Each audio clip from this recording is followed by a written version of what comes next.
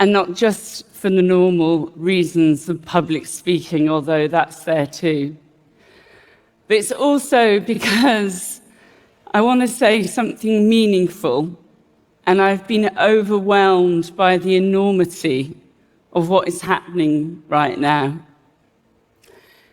And there's a particular set of circumstances which have also been feeding into my confusion and denial.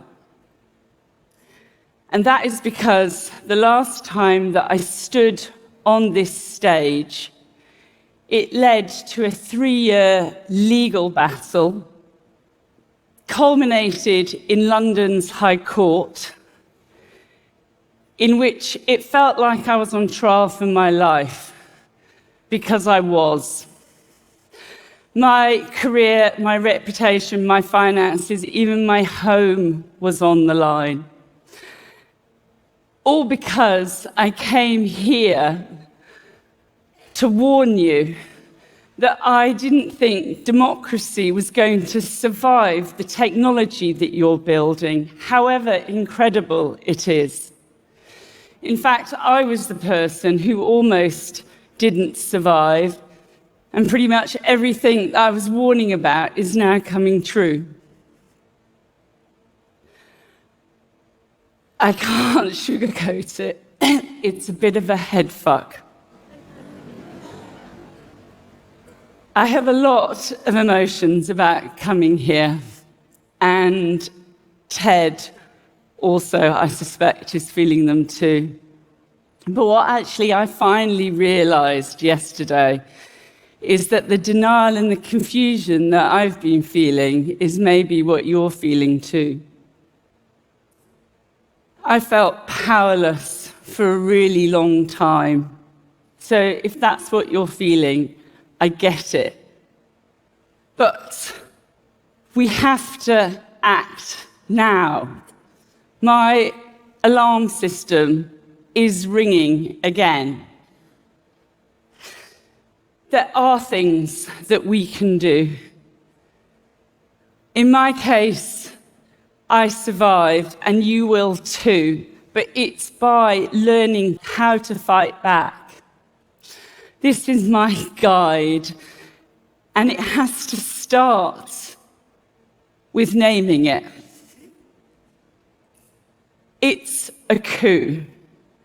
I know you probably don't want to hear that, and especially here, but we can't fight it if we can't see it, and we can't see it if we don't name it.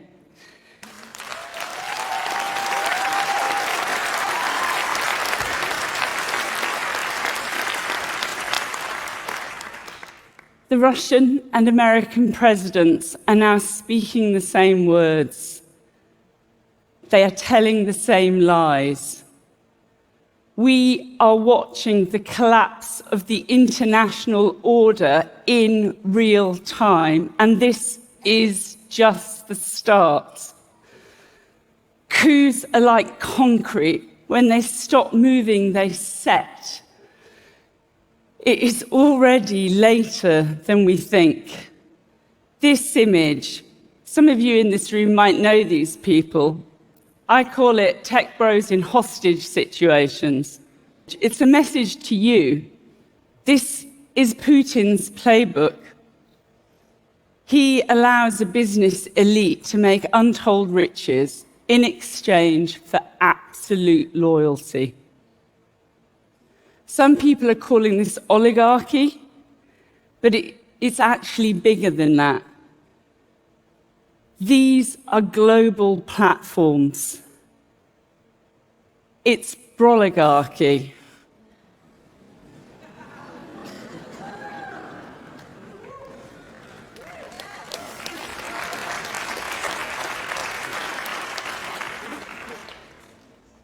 There is an alignment of interests that runs through Silicon Valley to what is now a coming autocracy.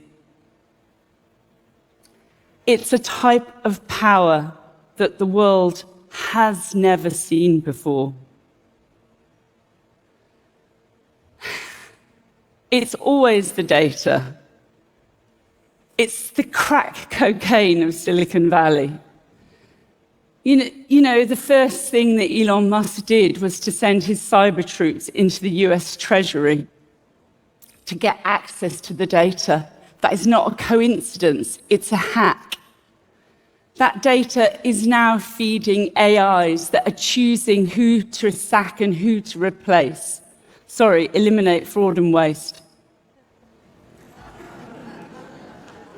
When we broke the Cambridge Analytica story about the harvesting 87 million people's Facebook data, people freaked out, rightly. This is chicken feed compared to that. But it is the blueprint. It's always the data. Which is why it's so important that you start thinking about your private life. The oligarchy doesn't want you to have one. This is the old headquarters of the East German secret police. They kept detailed files on almost 1 in 3 of their citizens. That is nothing compared to what Google has on every single one of us and hundreds of other companies. The entire business model of Silicon Valley is surveillance. It harvests our data in order to sell us stuff. We are already living inside the architecture of totalitarianism.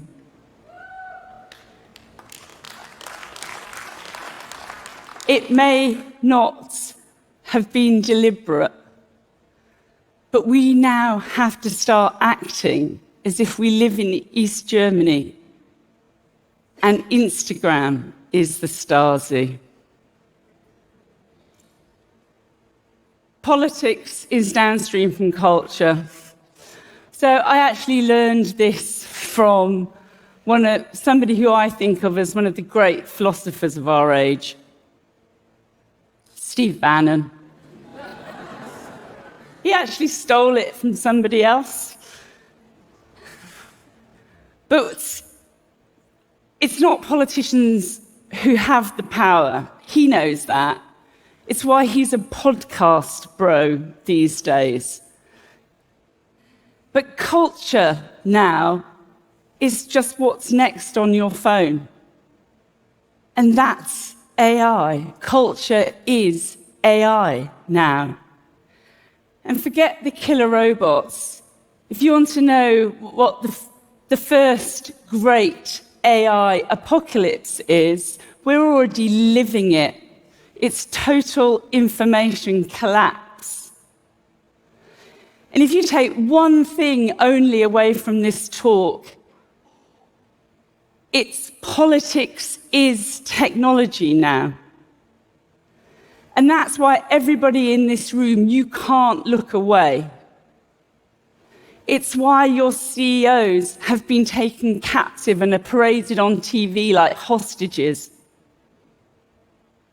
But you have a choice. So Trump, he calls the press the enemies of the people, and he probably doesn't even know that he's quoting Stalin. So what happened to me is a playbook, and it's now coming for all sorts of other people. It was actually a friend of this guy who came after me. It's Nigel Farage. It's a Brexit funder. I'm not going to go super into the details. But 19 press freedom organizations called the lawsuit against me a slap. That means it's a strategic litigation against public participation. A really long-winded way of saying it's using law as a weapon to shut people up, not just journalists, but other public people too. And it works. I just wanted to tell you about one aspect of the litigation which I found terrifying, and that was the data harvesting. There's this quote, you may know it, it's Cardinal Richelieu.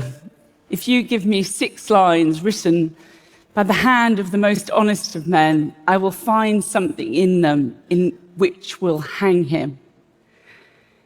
In my case, the first forensic searches of my phone and laptop yielded 40,000 pieces of data. It was my messages, my emails, my voice memos, my personal life. And the whole thing about this, the attack which came for me, was really personal. Because the thing about this, litigation is only one part of the playbook. It was also this sort of massive online campaign of abuse, which is just day after day, after day, after day. Because my most unforgivable crime was reporting while female. It was a digital witch burning. And I believe that this man came after me personally, not The Guardian and not Ted. It was because I looked like the weakest link. But he was wrong. And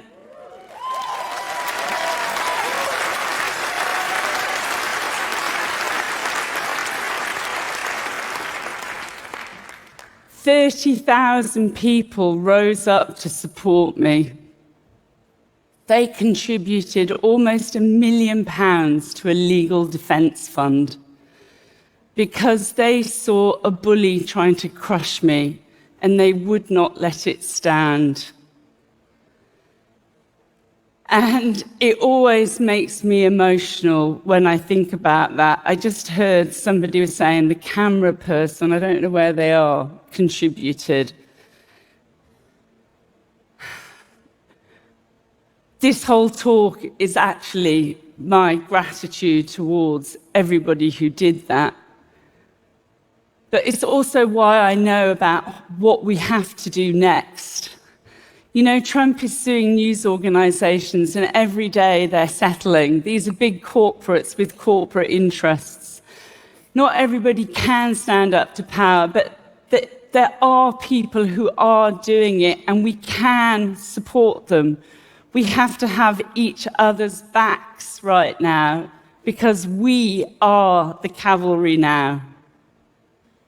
You know, this is really important to me, but I spoke to a UK libel lawyer before this talk. I want to say that there is an awful lot of facts set down in a High Court judgment, and we're actually taking the case now to the European Court of Human Rights. We're testing the UK on its laws around freedom of expression. So look after facts. You'll miss them when they've gone. This is Wayback Machine. Give them money. They're trying to preserve the internet as it's being deleted day by day.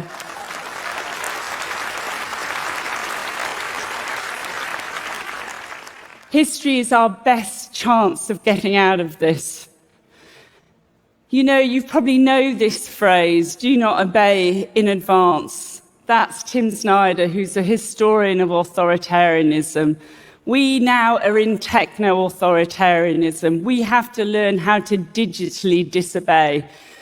That can be as simple as the drop-down box. Don't accept the cookies. Don't give your real name.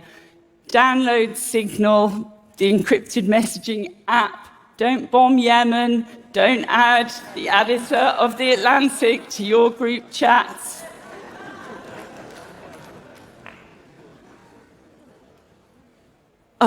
Don't experiment on children. You know, social mores change. We don't send children down coal mines anymore. And in years to come, allowing your child to be data harvested from birth will be considered child abuse. You didn't know, but now you do. Privacy is power. And we have more of it than we think. I had this little epiphany yesterday in which I realized actually the moments when I felt most powerless were the moments that I felt I was actually most powerful. It was because my journalism had impact. They want us to feel powerless. That's the plan. There is so much, though, that we can learn from people who've been through this before. Alexei Navalny, the leader of the Russian opposition, he always talked about a beautiful Russia of the future. He painted a vision. There is a beautiful internet of the future, free from corporate capture and data tracking. We can build it. It is going to take a movement, but we can learn from movements that there have been before us. This is my colleagues and I on strike in December because my news organisation, The Guardian, decided to sell our corner of it, The Observer, the Sunday title.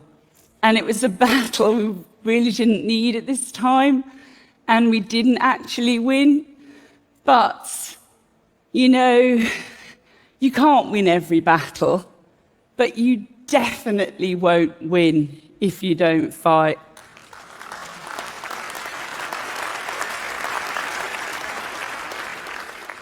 So I want to leave you with this. This is ChatGPT writing a TED Talk in the style of Carole Cadwalladr. And it is creepily plausible. But what it doesn't know, because AI is actually as dumb as a rock, is that I am going to turn to Sam Altman, who is coming here, a TED speaker, and say that this does not belong to you. ChatGPT has been trained on my IP, my labour, my personal data.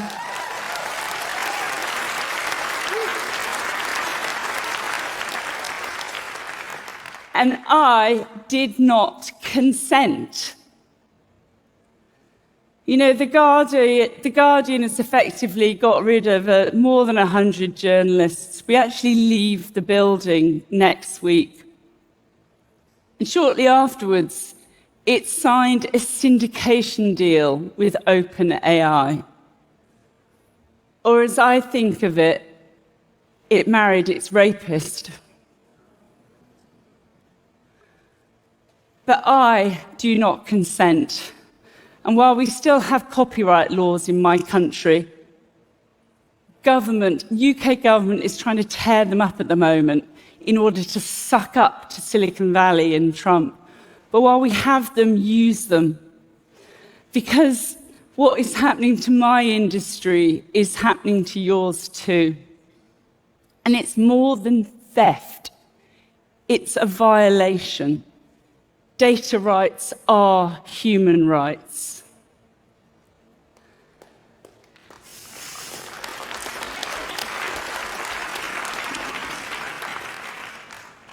In 2019, I came here and I called out the gods of Silicon Valley. I was wrong. Sam Altman, Mark Zuckerberg, Elon Musk, you are not gods. You are men and you are careless.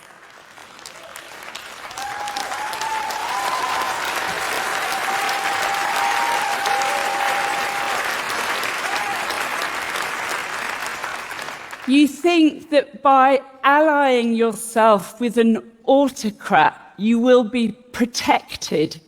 That's not how history works. It's not even how oligarchy works. This is Mikhail Khodorkovsky. He was an oligarch until he was sent to Siberia to prison for 10 years after Putin tired of him. You are sucking up to a tyrant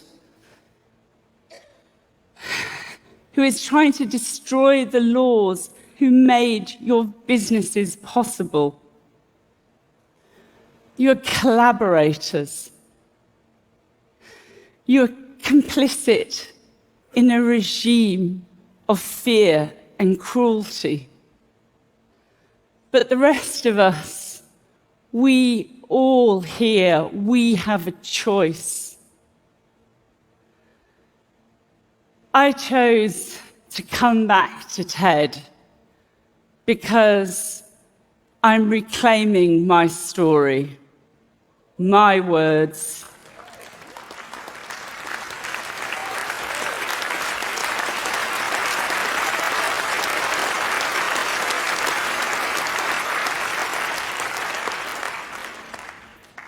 We are not powerless.